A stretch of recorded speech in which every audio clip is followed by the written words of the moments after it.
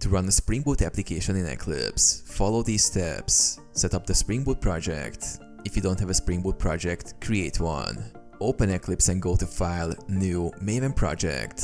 Select the Spring Boot initializer template or create a new Maven or Gradle project manually.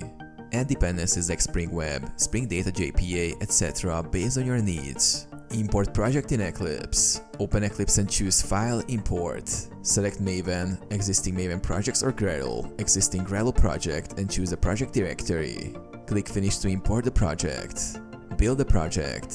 If using Maven, Eclipse will automatically detect the pom.xml file. You may need to right-click the project and choose Maven, Update Project to ensure dependencies are downloaded. If using Gradle, right-click the project and select Gradle, Refresh Gradle Project. Run the Spring Boot application. Open the application.java file. Right-click the class file and select Run as Java Application.